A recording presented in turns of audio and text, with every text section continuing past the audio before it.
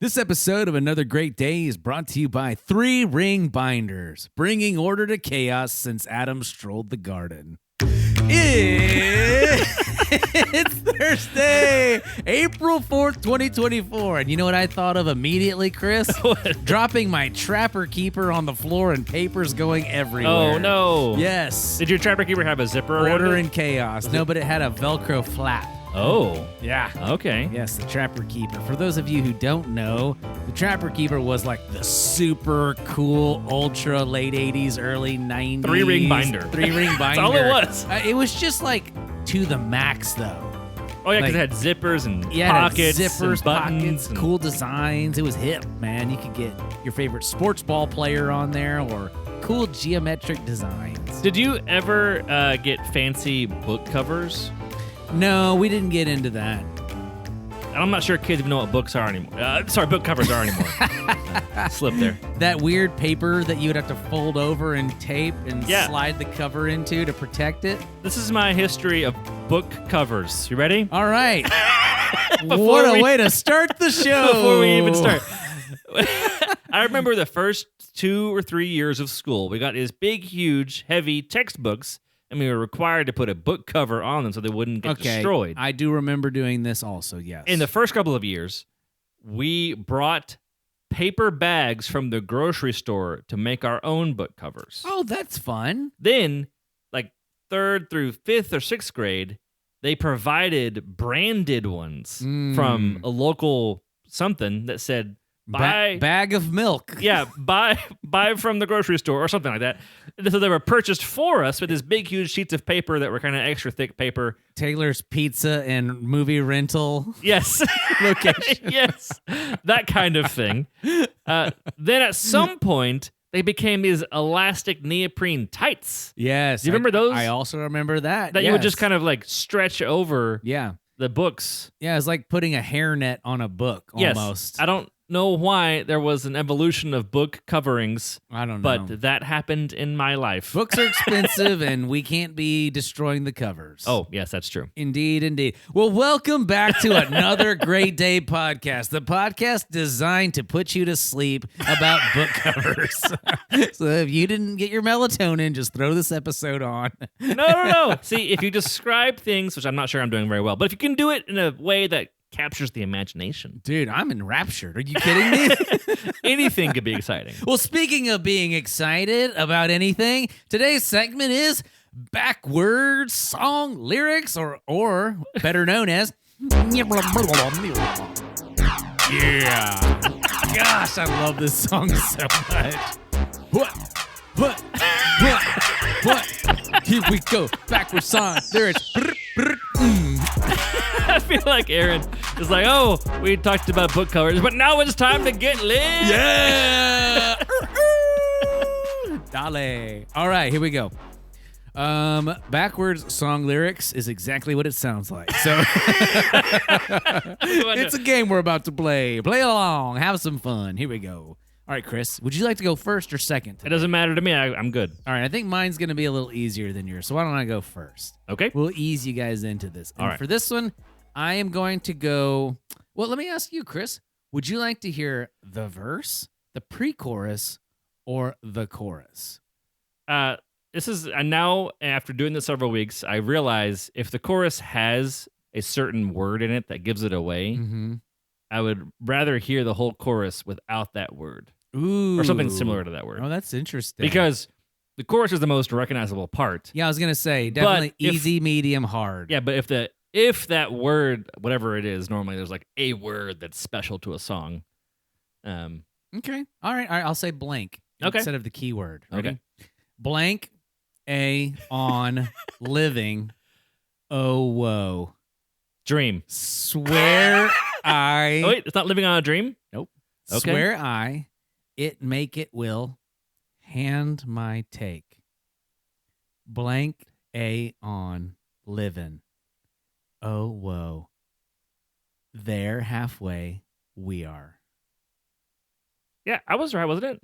We're halfway there. Oh, Living on a prayer. Not a dream, a prayer. Oh, sorry, that's the end of the song. Living on a prayer. Okay, Yes. yeah, you're right. That's what it is. There Living you on a go. prayer. Bon Jovi. Jovi's Tommy used to work on a dock. I would not have gotten any of that part. That was a guitar pedal for your voice, wasn't it? I don't know what that was. I thought it was a guitar tone. No, I think it was this special wah pedal that you sang Jovi into used? that the guitarist used. Oh, okay. The guitarist would kind of have a microphone on his face, like Peter Frampton, and he would talk into it and wah at the same time, and it would make this crazy weird noise. I wonder if that's the same thing Imogen Heap uses on hide and seek, like the where. She used a synthesizer that routed her voice duplicated to every note that is played on the keyboard in every tone. That is worth looking up on YouTube. I will do it after. Yeah, Have you ever heard of YouTube? I said that weird. 2006 invention. Man, that's awesome. Okay. All right, Chris, good job. You got that one pretty quick indeed. No. All right, I'm going to do the chorus. All right, I'm nervous. I'll go slow. Yeah. Cover. Take. Better. You. Run. Better. You. Thunder. The. Here. You can't. Here. You can't. Chunder. Men and flow. Does beer. Where? Under. Down. Land. I know it. From Come I.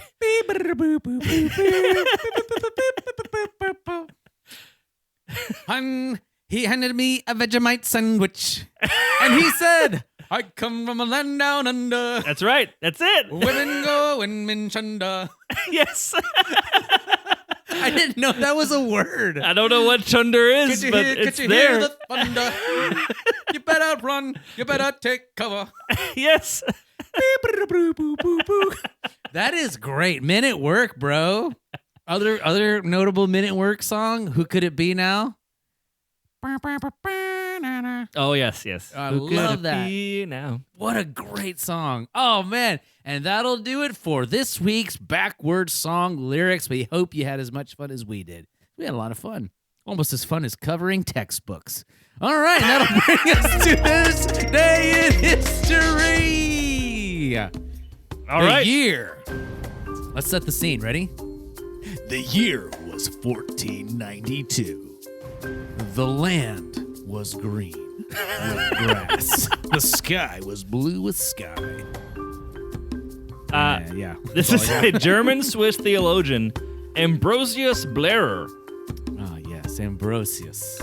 A Protestant Reformation and preacher. I cannot see the information. Oh. A Lutheran Protestant Reformation. Sorry. So this is interesting to me. So this was a guy who was born on April 4th, 1492. He was a peer. He was part of the same group timing as Lutheran, as Martin Luther of the Protestant Reformation. 99 thesis guy. Here is an interesting thing about this to me. This is interesting. The word Protestant or protest used to mean, it's not the same as what we think. We think protest is you say, stop that, or yes. How would you define it? You're trying to put an end to something. You're declaring that a thing should be stopped. Different I think something. stopping. Yeah, protesting. Or at least saying you want it to stop. It used to mean, I will protest my faith. Have you ever heard this before? No, but I like it. And it's saying, I will hold forth. It has changed over time, the meaning of this word. Old English, Protestant, didn't mean we're against something. It means I'm bringing something. What? I'm bringing forth what I have. I'm holding it out. So interesting, because protests of late seem to be usually declaring their dissatisfaction with something. And this Protestant Reformation is basically not necessarily just saying the Catholic Church at that time was kind of wrong or whatever it was trying to do. It was also saying we are bringing forth the revelation of God. We're holding it out for people. Wow. That's amazing. Not just against the previous teachings. Now we know. That's really cool. So, like, I could totally protest my love for pizza on a nightly basis. Yeah. And I'm not anti-pizza. No. I'm holding fast to my dear love of pizza. Yeah, so this is tough because the word no longer means that. But when reading old documents or trying to understand things from the past, sometimes you have to go back into the past meanings of words. And use it in the context it was meant with. Yeah. So here's another example of that. Jonathan Edwards admits that God is awful and terrible. Whoa. That sounds risky to say. It does, doesn't it? I'm gonna step over here so as to not get struck by lightning. Jonathan Edwards meant it, but God is full of awe. And terrible means great. Awe, it does not mean bad. Full. Yes. Full of awe. Is worthy. Like amazing. Is truly incredible. Not terrible. We now think the word terrible is negative. Yeah, like that cheese that you had brought to that party that one time that tasted like caulk that we all said was terrible.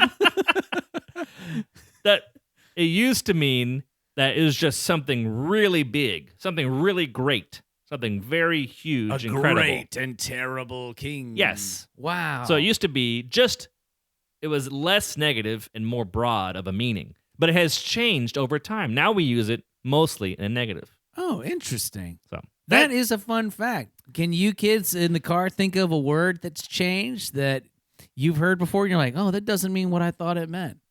I can't think of one off the top of my head. Sus. I've heard that kids say that means something is suspicious. Yeah. Or riz, another word that makes no sense to me. I don't know what that means. Me neither, but it's a thing. Okay. So, thus saith the internet. Good job, the internet. All right, and that will tighten the bolts on this day in history. I'm liking this, Chris. This is fun. And bring us to the discussion question of the day. Hit it, Fred. Good job. Man, Fred's crushing it this week. Your white tux is looking good, Fred. All right, the question of the day, and I'm going to present it like this. Ready? Here is a question. There is a Greek saying, a society grows great when old men plant trees in whose shade they know they shall never sit. What kind of trees are you planting? So you're doing a thing that you'll never actually enjoy the benefit of. That's but right. You're doing it for Your the kid. good of the future. Yep. You're doing a thing you know will be helpful, but you yourself will most likely never get to enjoy it. And I realized you say it out loud, I did not think about this ahead of time. And I have to just think of something on the cuff. I got one. What you got? Yeah, while you're thinking, and feel free not to listen while you think. Have a side think, if you will. This is a lot to me like saving up money for an inheritance. When you work really hard and you spend your money wisely, and maybe you can't enjoy a lot of the things that other people are enjoying, or go on the trips other people are enjoying, or do the necessary cosmetic repairs to a home or a vehicle you'd like to do, but you're diligently saving that money up so that when you pass away one day, you can pay it on to your kiddos or your kid, whatever, the inheritor. And you're not going to get to enjoy that money, but you know they will, and you hope they'll do something wise with it. I was thinking, as you were saying that, about I hope I am planting the trees of a good example of a husband and a dad for Geneva specifically, my daughter, so that when she meets a man, that she can notice that they have these good qualities also. Ooh. That I won't be there. I won't be a part of any of that, really. Like, I'm not going to marry that person. I'm not going to be able to get under the shade of that tree, so to speak. But that will all be a benefit, hopefully, to Geneva and what she does in her life. And she'll know, hopefully, that I have planted the tree, quote unquote, of being a good example. That is awesome. So we have a materialistic and a relational tree that'll be planted in whose shade we may never sit in. We never sit on it. How about that? Well, we'd love to hear what kind of trees you're planting for future shaded generations. Not shady generations, but shaded generations. If they're shady, you need to whip them. All right, let's go. What? I mean, spank them. Sorry. That's one of those modern day vernaculars. Spare the rod, spoil the child. And on to the dad joke. I'm going to pull you off with that hook. Take it away, Wes. Hey guys, did you know that T-shirt actually stands for Tyrannosaurus shirt? Yes, because it's short arms.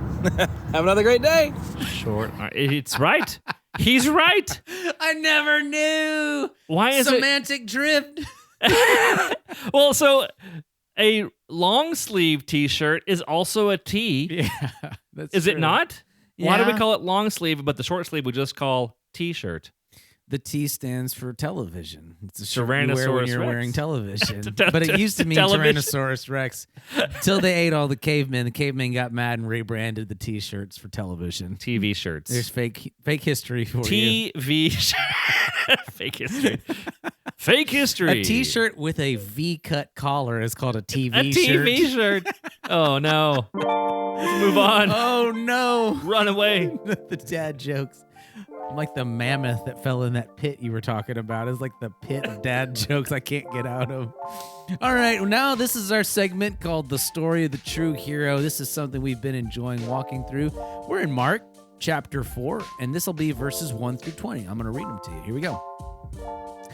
Once again, Jesus began to teach beside the sea. A huge crowd gathered, so he got into a boat and stationed himself on the sea with all the crowd on the shore looking out to the sea.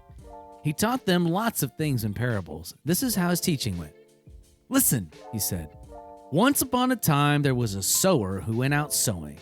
As he was sowing, some seed fell beside the path, and the birds came and ate it up. Other seed fell on the rock where it didn't have much soil. There was no depth to the ground, so it shot up at once. But when the sun came up, it was scorched, and it withered away because it hadn't gotten any root. Other seed fell in among thorns. The thorns grew up and choked it, and it didn't give any crop. Other seeds fell into good soil and gave a harvest, which grew up and increased and bore a yield, in some cases 30-fold, and some 60-fold, and in some 100-fold. And he added, if you've got ears, then listen. When they were alone, the people who were around Jesus with the 12 asked him about the parables.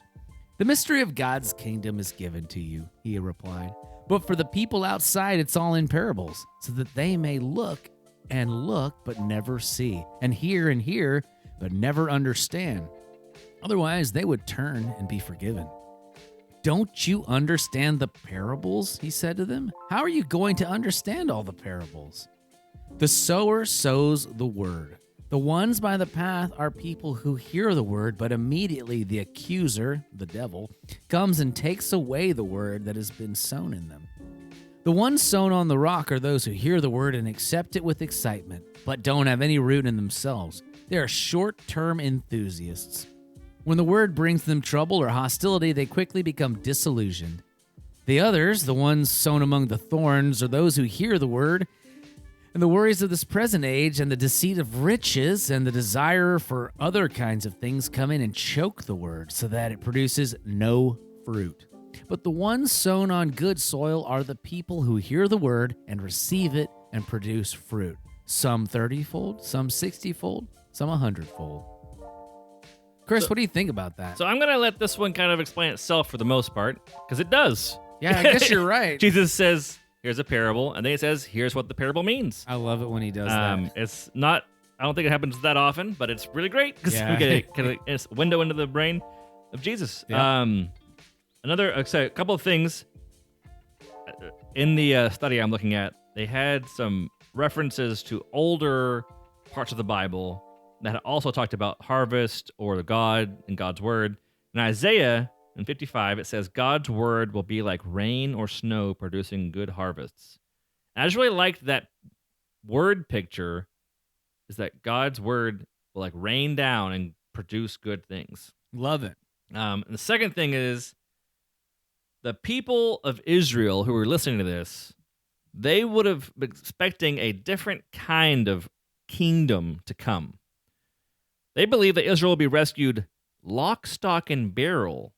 Ooh. God's kingdom would explode onto the world stage in a blaze of glory. But no, declares Jesus. Jesus says it's more like a farmer sowing seed. And much of that seed goes to waste because the soil isn't fit for it and can't sustain it. Wow. That stuck out to me as a very interesting and very the kingdom that they were looking for, the way it came was not what they got. Jesus came in a totally different fashion. Wow. This is one of my favorite parables. Probably top 3. All right, Chris, good stuff. Well, let's hit that music and call it a day. That was an excellent verse. Our mission here on Another Great Day podcast is to encourage interaction, creativity, conversation. And if you like the things you're hearing, please rate and review us and share us with your enemies. Yes. Love them by sharing this podcast. Like Mr. Terrible's terribleness. Terribly send it to him. Send it to him and be like, ha, gotcha. Got him. You've been blessed. Well, and that'll help us beat the internet, which is very important to me. It is very important, but more importantly, we hope that you make it another great day. We'll see you tomorrow.